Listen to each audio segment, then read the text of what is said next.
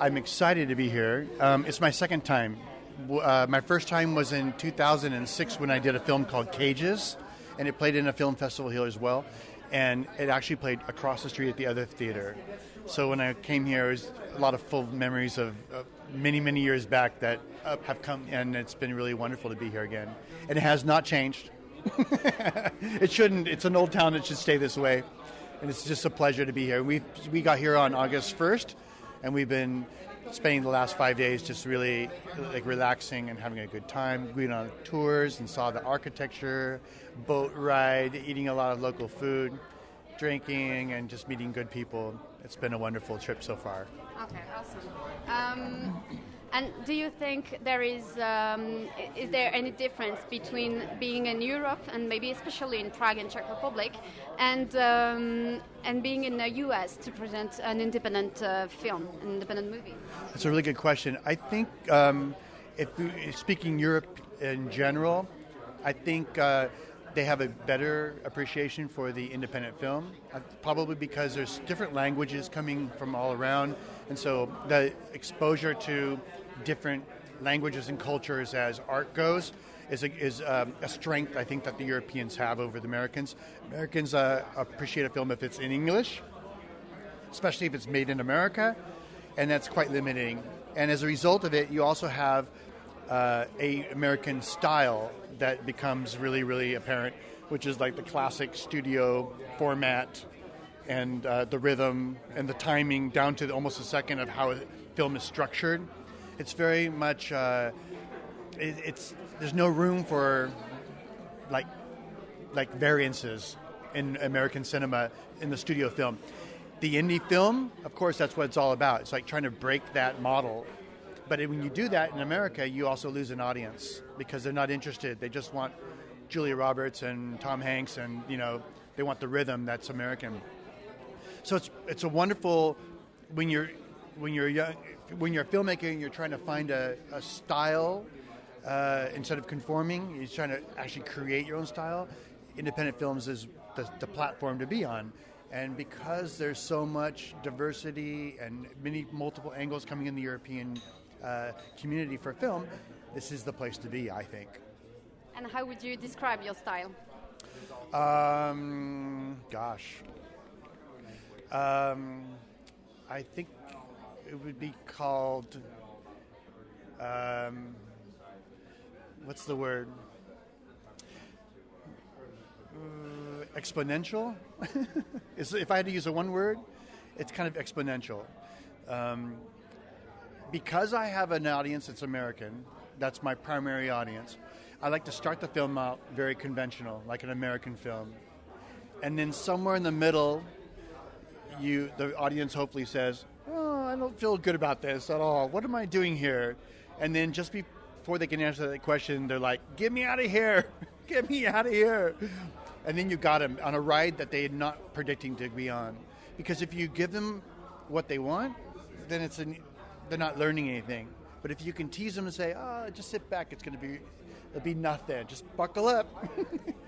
Because they're going to go for a ride, but they have no idea what the ride's going to be. Yeah. And the topic of your movie and maybe of all your movie also are very powerful. They are also very heavy. It's hard. And for this movie, I May Regret, it's about dementia. And how did you come up with this idea? So whenever we do a film, we try to ask ourselves, what's a topic that's going to be, well, for us, many years of hard work, right? So it's not about what's happening right now today. It's what's going to be happening in our lifetime. What's a real imperative issue that sadly may not go away. But making a film, we can do something to make it help in our way to make it better or easier or even go away, right? So dementia is one of those things that in my lifetime, in your lifetime, everyone's lifetime, sadly we'll have a friend or a grandparent, if not ourselves, that we will be affected in some way with Alzheimer's or some form of dementia. And what the person goes through to understand that internally, like to understand really what how the impact of the brain or the mind, and more importantly the soul and the heart, how they're affected by this is inevitably something that must be understood. If you can understand that, you fight to make sure that it's somehow cured someday. And I saw that you said that independent movies are made by the directors for themselves, in opposition to studio movies that are for everyone. Could you explain this, and maybe why do you think that? Do you think you made this movie for yourself? I don't think I make this for myself. I make this for indie filmmakers, of indie film audiences. I make it for everybody. I make it for the studio film fan, and hoping that they'll come see it.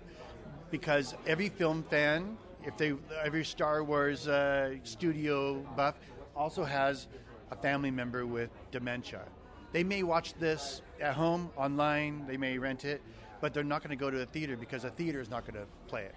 Because it's about big stars, big money, dollars, and a theater's booked up.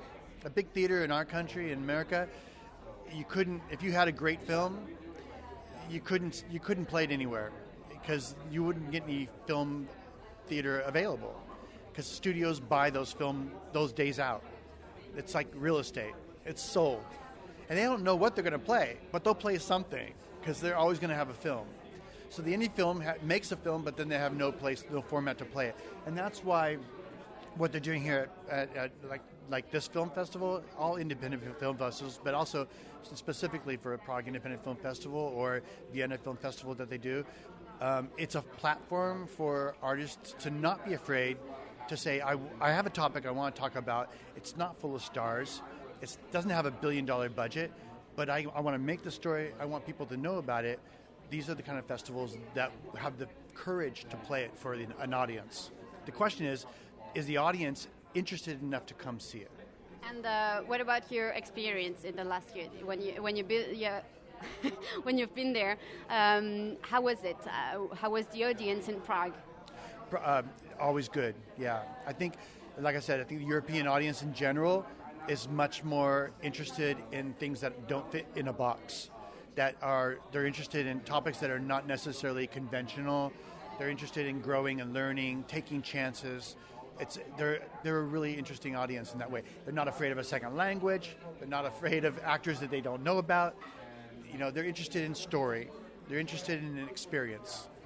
So we like them. Do you have any independent film festival in USA? We have 2 are coming up. One of them will be in November at the LA Live Film Festival, which is it's at the biggest theater in all of LA. It's terrifying to think it's about 600 people, audience seats. Normally, I'd say I don't want to play there because we would probably pack half a house. But it'll be our first screening in our hometown. It'll be a LA premiere, and all of our actors and our cast and crew and about 100 people who have been supported in the makings of the film, they'll all be there. So already that's 200 people. And then the rest will come. And it'll be a pleasure to show the film finally in LA for hometown. And then my hometown where I was born is in Sacramento. And that will play in Sacramento, California as my hometown premiere. And then a lot of people will be there as well. And that's on a river boat. It's actually a moving boat film festival. It's a lot of fun. Sacramento is the city of Lady Bird, no? It's the city of Lady Bird, yeah, exactly. That's my hometown. That's where I was born. And I was wondering, how do you apply to a festival? How is the steps? What are the steps? You look for festivals. You have, as a filmmaker, you have an option of all kinds of festivals you want to partake in. It's a two-way street. You can submit a film, and then they will choose whether or not it's to the level of their standard, or if it fits into the program too. Like there'd be a women's filmmaker film group, so I wouldn't submit to that, or political films or something like that. For for Vienna and for Prague that we've played in now, these are film festivals that know our work already. So part of it is them asking if we have any films, and they have been following our work for a couple of years. And I had a film, Imperfect Sky, that played in Vienna, and we were Best Picture there in 2006. So since 2006, we've been on their radar.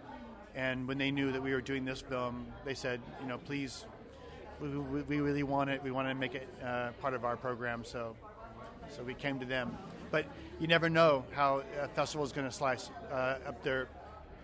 create their program. Sometimes they just see what they have, and by looking at everything, they can say, oh, I think we have a lot of stuff about war or about whatever. And then they make a concept or a theme about that.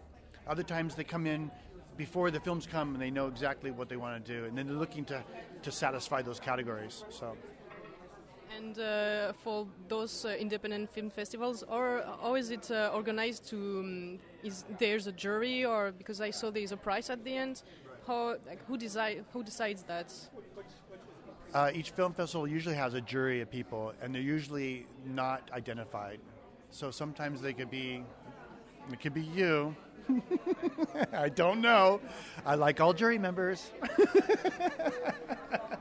You never know, So, but they usually in advance of the festival altogether, so they're not looking at the audience experience, because a lot of times a film festival will have a film that's really nice for them, but because let's say, for example, we're coming from America, so we don't have any American followings here. We don't have all of our friends and family coming. So whoever comes is coming because they somehow learned about the film.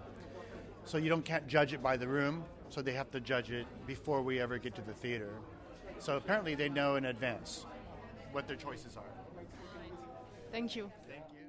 Ruth, honey, this lovely young lady is May. She's your new caregiver. Oh, I see. Ruth Warner?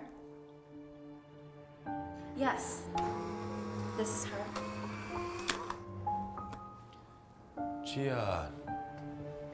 She mentioned she had a package for me. Assets? Yeah. Something set aside for a project? She's been giving a lot of stuff away lately. We know two things. She's nuts. She's got a fucking stash somewhere. Oh, you mean rich old woman with her alleged millions? Rambling on for years about some fortune? You're a fraud. Don't listen to her. You stay away. Don't you think it's odd what Truman is doing? What do you mean? I mean, he's trying to get her to sign legal documents. He's her attorney. But she has dementia. Groggy and confused is good. Just give her this. I mean, it's not gonna knock her out, but pretty damn close. If we find it, split it. No, I'm talking to this. Well, I don't give a shit what time it is. You need to go. No, Hey, calm down. Where's the goddamn money? I'm not who you think I am.